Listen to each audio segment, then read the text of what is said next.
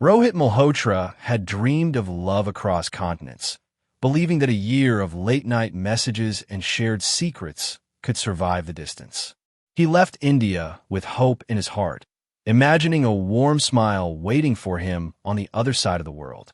But the moment he arrived at Emily Rose's apartment in Australia, everything he believed shattered. The woman he had trusted, the person he thought he knew, was nothing like the images he had seen online. Behind closed doors, a life built on deception, isolation, and control awaited him. A trap so carefully crafted that leaving seemed impossible. Rohit's journey, meant to be an act of love, became a fight for survival he never imagined he would face. Rohit Malhotra lived a quiet and predictable life in Pune, India. He worked long hours as a software tester, spending most of his days staring at screens and most of his nights alone in his small apartment. Social gatherings felt exhausting to him, and over time his circle of friends grew smaller. The internet became his escape, a place where he could speak freely without feeling judged. Late at night, after work, he often scrolled through forums and online communities, searching for something he could not clearly define. One evening, he joined an international online group focused on health and lifestyle changes. Among the many anonymous profiles, one account stood out. The name was Emily Rose, and the profile claimed she lived in Australia. Her posts were thoughtful and emotional, often talking about isolation, self-improvement, and the desire for a fresh start. Rohit felt drawn to her words before he even noticed her photos. They began interacting regularly, slowly moving from public comments to private messages. Over time, their conversations became deeply personal. Emily spoke about feeling misunderstood by people around her and struggling with health problems that kept her indoors. She said she felt safe sharing these things with Rohit because he listened without pressure. Rohit, in return, shared his own frustrations, his loneliness, and his wish to build a meaningful connection with someone who truly cared. Emily avoided video calls and live photos, explaining that she was insecure about her appearance and preferred to connect through words. Rohit never pushed for more. He believed trust was built through patience. The photos she shared showed a cheerful woman with gentle features, and Rohit accepted them as truth. Slowly, his daily routine began to revolve around her messages. What started as casual conversation quietly transformed into emotional dependence, setting the foundation for a journey he never imagined would end in tragedy. As the months passed, Rohit's attachment to Emily grew stronger, and the idea of meeting her in person began to take shape in his mind. Their online connection had become the most important part of his life, often feeling more real than anything around him. He imagined Australia as the place where everything would finally make sense, where the distance between screens would disappear. Emily often spoke about loneliness and hinted at how much it would mean to her if someone truly showed up for her. Those hints stayed with Rohit and slowly turned into a plan. He decided the visit would be a surprise. Rohit believed that unexpected gestures proved sincerity, and he wanted the meeting to feel special rather than planned. He kept the decision to himself, telling no one about his intentions. At work, he requested leave without explanation. At home, he began selling personal items he no longer used, quietly gathering money. When his savings were not enough, he borrowed from friends, offering vague reasons that avoided questions. The visa process felt stressful but exciting. Each document submitted made the trip feel more real. Rohit spent late nights researching Australian cities, imagining daily life with Emily. He replayed her messages in his mind, convincing himself that she would be happy and grateful when he arrived. Any doubts that surfaced were quickly dismissed as fear or overthinking. Emily continued to avoid live interaction, but Rohit interpreted this as vulnerability rather than warning. He believed love meant accepting imperfections without demanding proof. The idea that something could be wrong never fully formed in his mind. Instead, his excitement grew stronger with each passing day. By the time the flight was booked, Rohit felt he had crossed a point of no return. He believed his future depended on this journey. What he saw as a romantic risk was actually a step into complete uncertainty, guided only by trust in a person he had never truly met. Rohit's first moments in Australia felt unreal. After hours of travel, he stepped into a country he had only seen through screens and travel videos. The air felt different, and the city moved with a pace that made him feel both excited and small.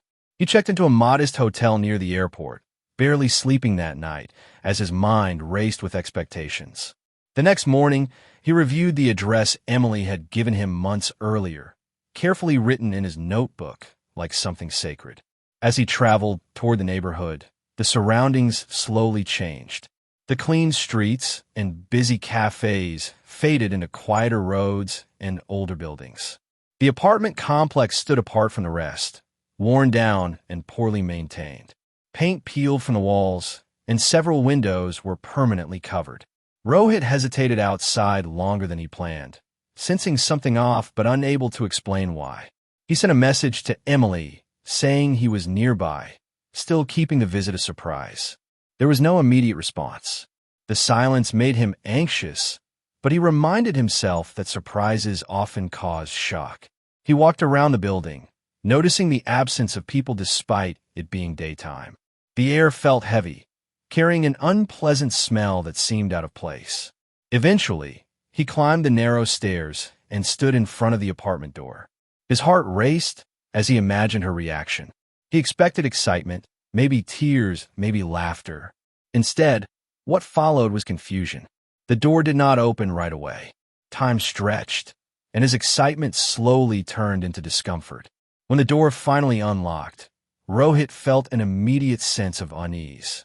The interior was dark, and the space looked cramped. The reality he was about to face had already begun to shift his expectations, even before he fully understood how wrong his assumptions had been. The moment Rohit stepped inside the apartment, everything he believed collapsed. The space was far smaller than he imagined, filled with clutter that left little room to move.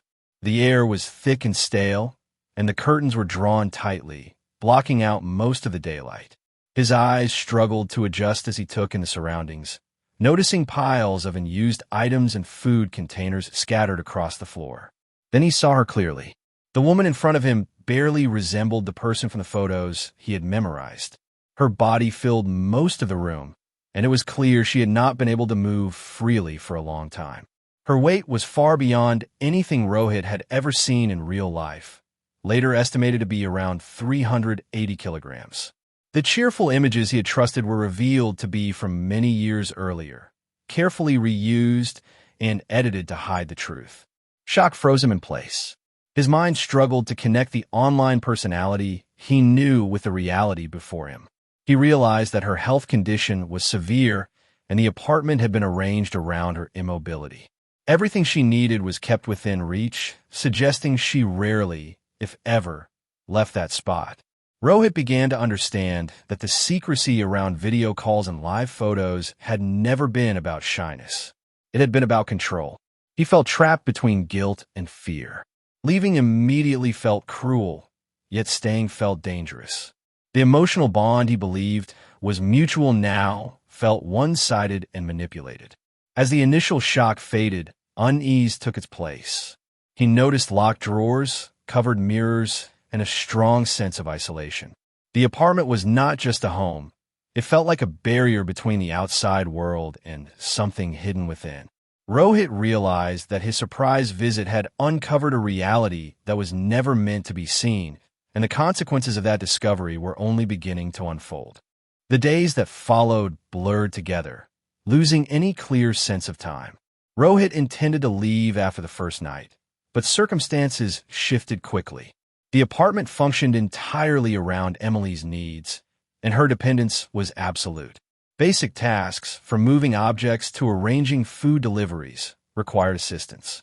Rohit found himself filling a role he had never agreed to, driven by shock, guilt, and a growing sense of responsibility he did not know how to escape. The atmosphere inside the apartment became heavier with each passing day. The windows stayed closed, and the lights remained dim. The smell worsened, and cleanliness was no longer possible. Rohit's discomfort turned into exhaustion as sleep became irregular and meals inconsistent. Emily's emotional pressure intensified, centered on fear of abandonment and survival. Rohit felt trapped, not by physical force at first, but by psychological weight. Soon, control became more obvious. His phone access grew limited, and his passport was no longer where he had left it. The outside world began to feel distant and unreachable. Attempts to create space were met with escalating tension and manipulation that left Rohit feeling responsible for every outcome. He began to fear that leaving would cause irreversible harm, and that fear kept him in place. As weeks passed, Rohit noticed patterns that disturbed him deeply. Old delivery receipts suggested long-term reliance on online services. Certain personal items did not belong to him, nor did they appear recent. The apartment felt like a place where people passed through, but never truly stayed connected to the world outside. Rohit's sense of self slowly eroded. What began as an act of love turned into silent endurance. He was no longer a visitor, but a caretaker confined by obligation and fear. Unknowingly, he had stepped into a cycle that had repeated before, one designed to isolate, consume, and quietly erase those who entered it. Back in India, concern slowly turned into alarm. Rohit's family had expected regular updates after his arrival, but days passed with no messages. At first, they assumed he was busy settling in or enjoying his trip.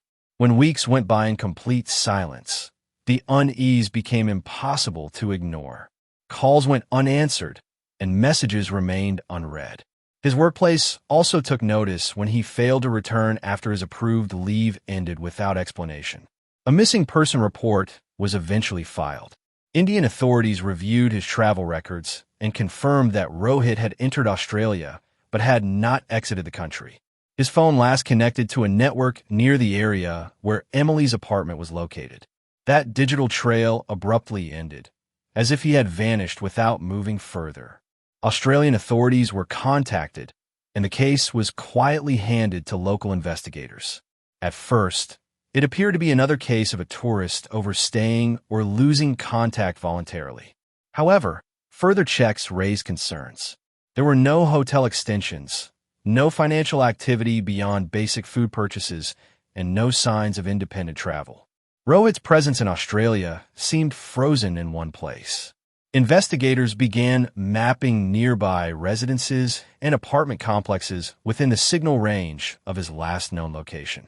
Emily's building stood out almost immediately. Complaints from neighbors about unusual smells and constant delivery traffic had been logged before but never fully investigated. The apartment showed no signs of visitors despite repeated deliveries. Surveillance revealed limited activity inside the unit. No one was seen entering or leaving regularly. The curtains remained closed at all hours, and trash was never taken out. Authorities classified Rohit as a missing foreign national under suspicious circumstances. What began as a routine inquiry slowly shifted into something darker. The lack of movement, the isolated environment. The welfare check was carried out quietly, without media attention. When authorities forced entry into the apartment, the conditions inside immediately raised alarms. The air was suffocating, and the space showed signs of long-term neglect. Narrow paths had been carved through piles of trash, food containers, and personal belongings. The apartment appeared frozen in time, shaped entirely around one immobile presence. Investigators moved carefully through the rooms, documenting everything. Rohit's luggage was found first, partially unpacked, as if he had expected to stay only briefly. His clothes were scattered in different areas, some clean, others clearly worn for long periods. His passport and identification were discovered hidden beneath heavy furniture, confirming that his ability to leave had been deliberately taken away. In a small back room, partially blocked by stacked items, Rohit was found. His body showed no signs of sudden violence, but the condition told a different story. Medical examiners later concluded that prolonged stress, severe malnutrition, dehydration, and lack of medical care had led to his death. The timeline suggested he had been unwell for weeks before passing, without access to help. Digital evidence painted an even darker picture. Multiple devices in the apartment contained fake profiles, reused photographs, and years of online conversations with men from different countries. Patterns emerged showing emotional manipulation, financial dependence, and gradual isolation. Rohit's name appeared alongside others who had arrived in Australia and quietly vanished from online contact. The apartment was no longer viewed as a place of neglect, but as a controlled environment designed to trap.